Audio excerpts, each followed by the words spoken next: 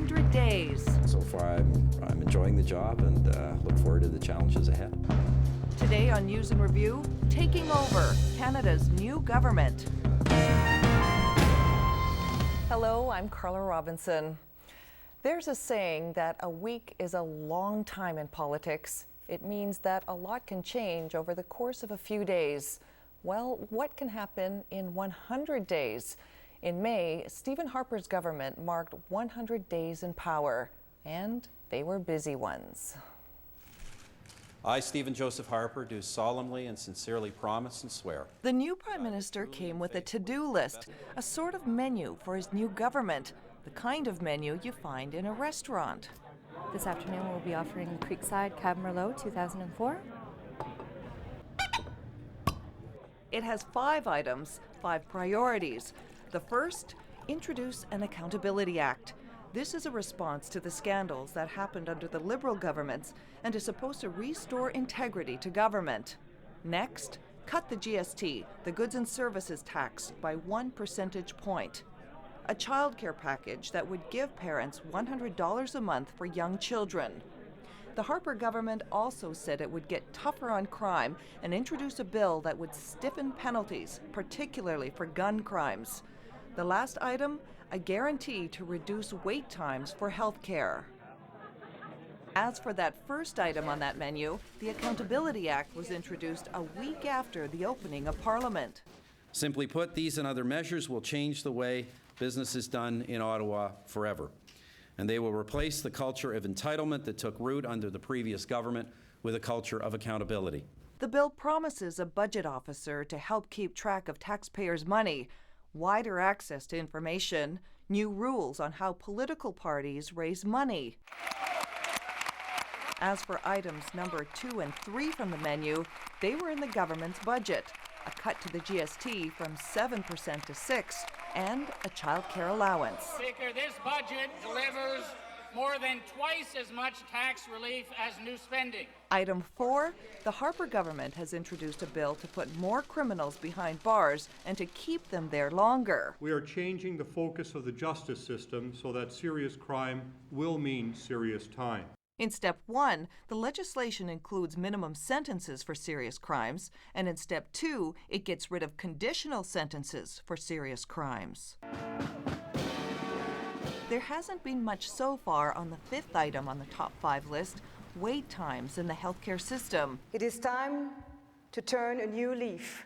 But it was included in the throne speech laying out the government's plans.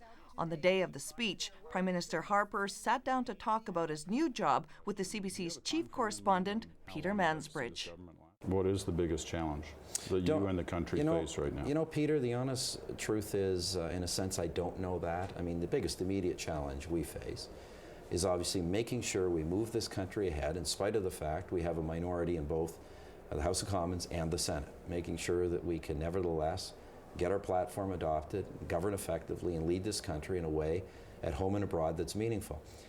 That said, one of the things I've learned watching past prime ministers is that it will be, in many ways, will probably be the things that none of us planned on that will end up dominating the next few years. Hopefully myself and all our ministers in caucus will get ready for those moments. Are you prepared for that? Because that's the one issue people say, you know, it's all well and good. He's got his 5 priorities. Right. They're going to focus on those. They're not going to get off agenda. But something like that can knock you off agenda very quickly. Well, it can, Peter, but you know, when we have 5 priorities, and as I say, 4 that have got a heavy legislative content, I mean, this is in a sense an ambitious agenda, but it's not an overburdened agenda. And I think we're in a state where if something else came at us, we would be able to continue to make progress on our core priorities. That's why we prioritize things. That's why we don't have an endless list of things that we're trying to do all at once, so that we do have flexibility to respond to the unexpected events. Last quick question. Do you have a time frame in mind on how long you'd like to see this government last? No, I really don't. As long as we're making progress, implementing an agenda on which I feel we got a mandate, I'm prepared to see this government and this parliament go on as long as it can. I want to see it be productive. I want to see us do what we said we would do.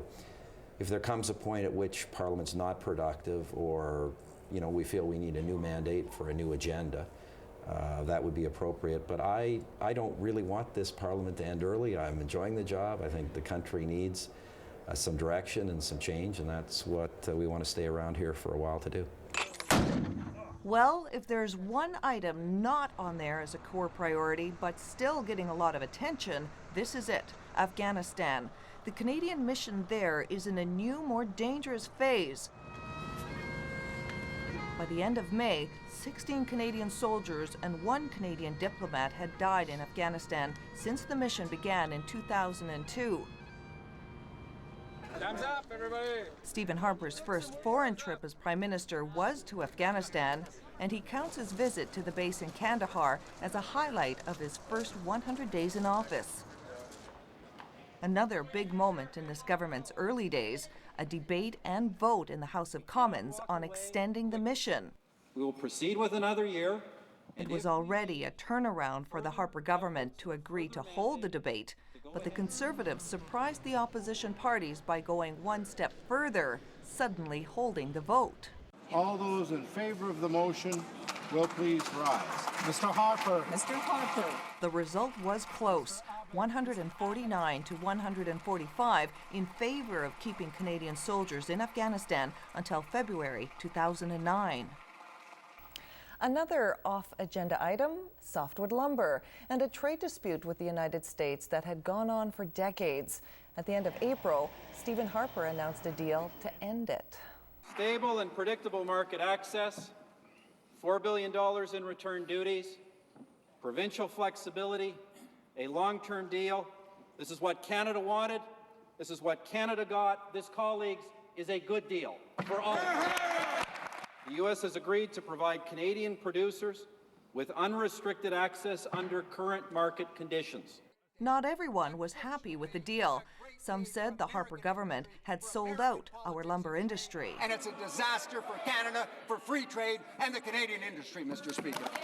But the Prime Minister called the softwood deal a highlight of his first 100 days on the job, a busy 100 days to be sure, filled with a lot of talk about doing things differently. You guys want to reposition before I begin? Some of those things proved to be controversial. The Prime Minister angered the parliamentary media by changing the way reporters get to ask questions. Some reporters felt so strongly about that, they even walked out of a news conference. But nobody could deny that change was in the air. The CBC's Eric Sorensen took a lighter look at the new tone in Ottawa as the city shifted from Liberal red to Tory blue. It's a new day in Ottawa. Some changes are obvious. New Cabinet Minister Stockwell Day gets to jump into a sedan. Ex-Cabinet Minister John McCallum gets to jump off a parliamentary bus. Is it humbling at all? I guess it's a bit, I'm not sure humbling. It's different, and it takes a little getting used to. Alfie Moreau represents less obvious change, behind the scenes. How are things for you now? Well, don't travel that much. Moreau used to travel a lot. Once I tell you, that's it, okay? He organized meetings like this for the Prime Minister, the old one. Like scores of others in this city, Moreau was out of a job once the government was out of office.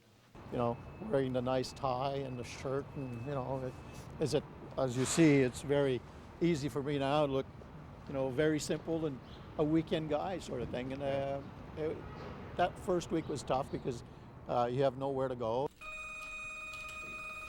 Jeff Norquay's always on the go these days. He's a lobbyist. His business clients need to know how to deal with the new government.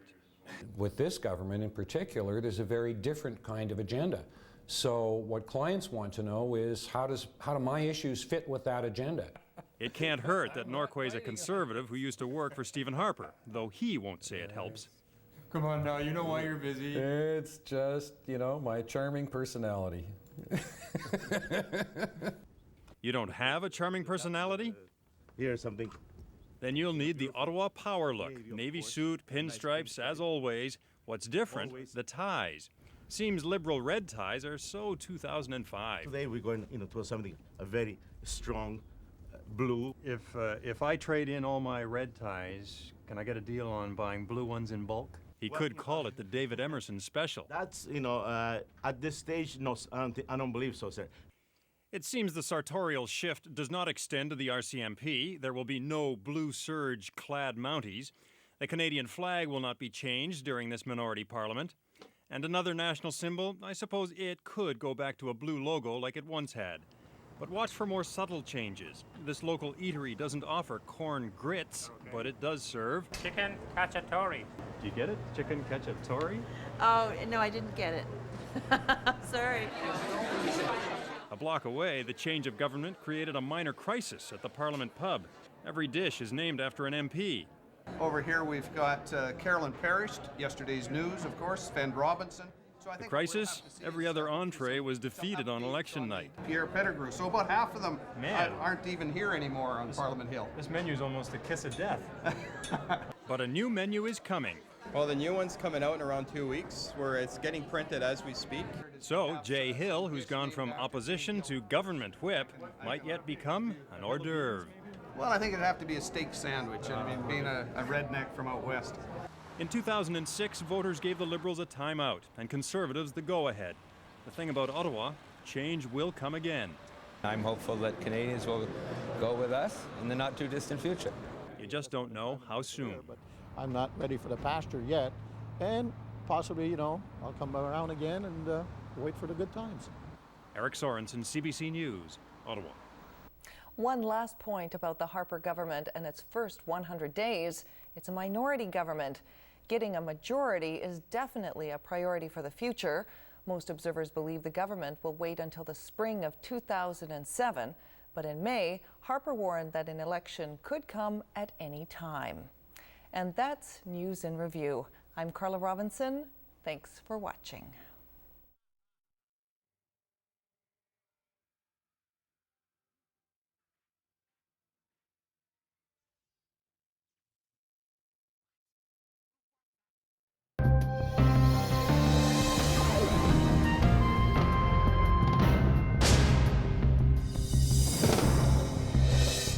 Our cutting tables are empty.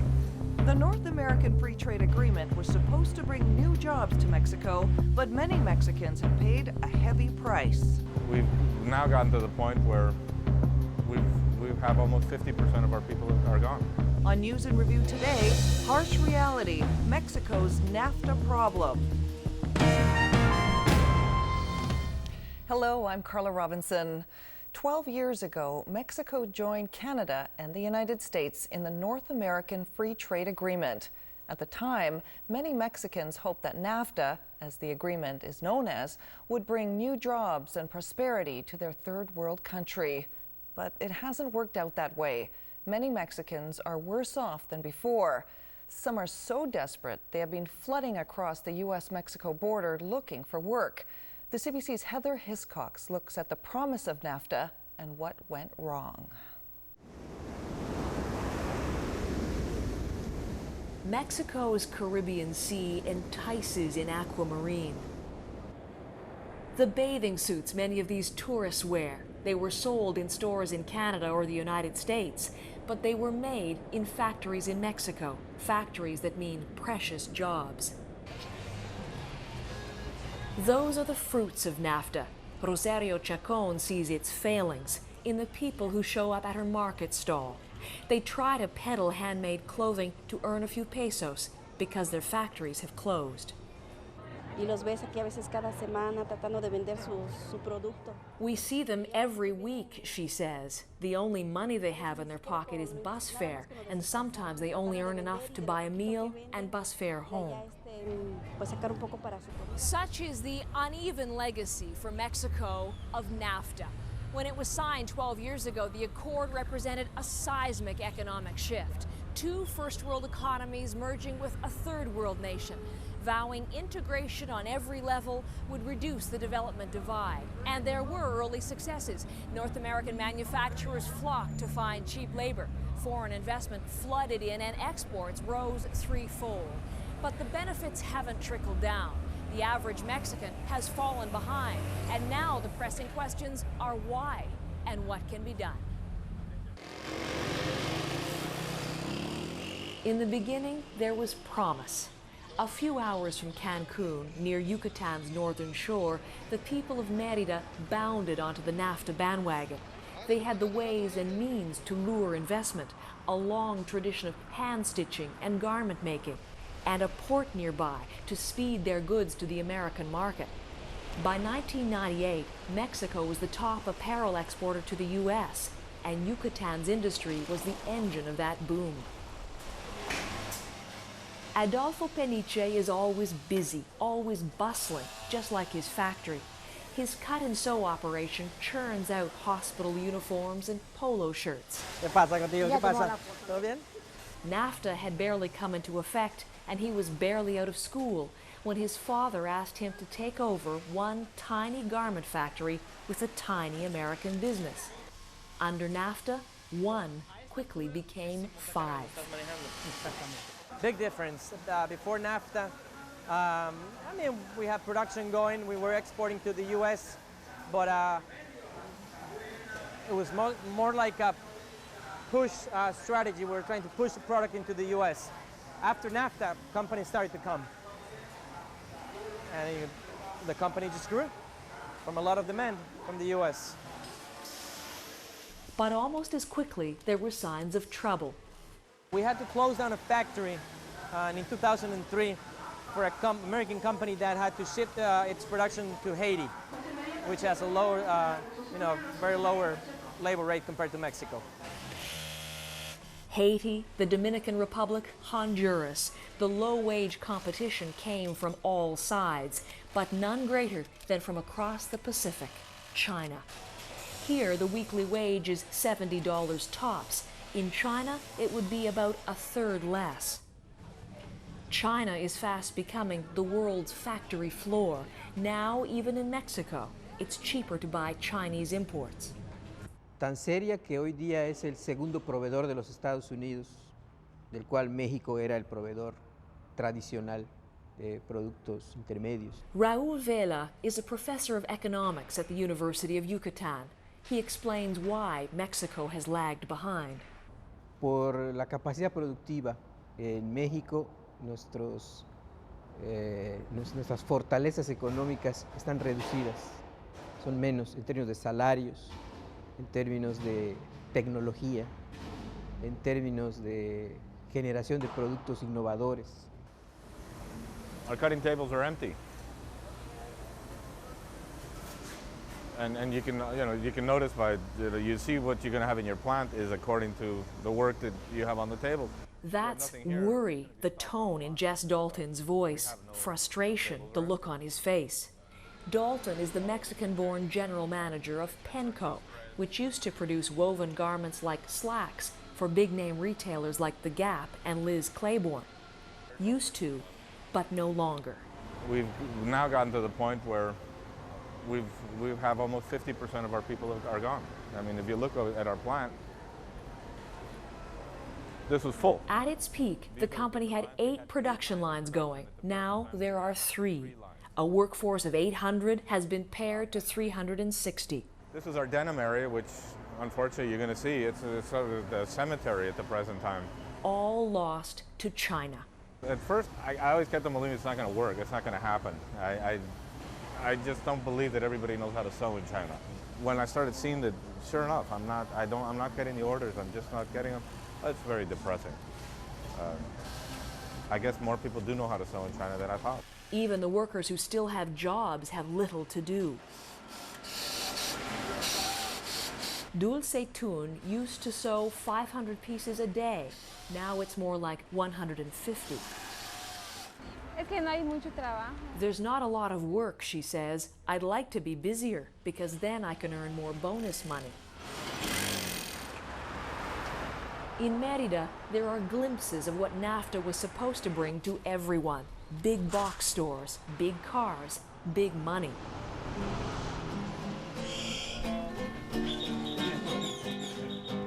But far more prevalent are the images of what NAFTA has brought to most. The neighborhoods where factory workers live are hard-scrabble settlements of concrete and clutter. Even the music they play sounds half-hearted, beaten down.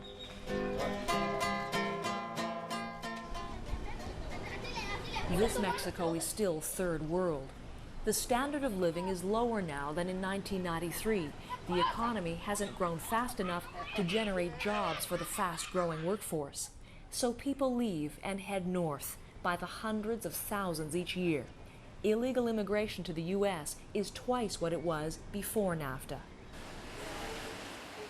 Patty Aguilar understands the lure of a better life on what's known here as el otro lado, the other side. Yo tengo parientes que se fueron a Estados Unidos. I have relatives, she says, cousins, uncles, even a brother who went to the United States because they couldn't find a job in Mexico. Aguilar has worked at the same factory for 11 years. It's steady work because of NAFTA customers. La verdad sí, porque sale, quieres... I feel very lucky, she says. If I wanted to look for another job, there are none. It's very difficult. I wouldn't want to lose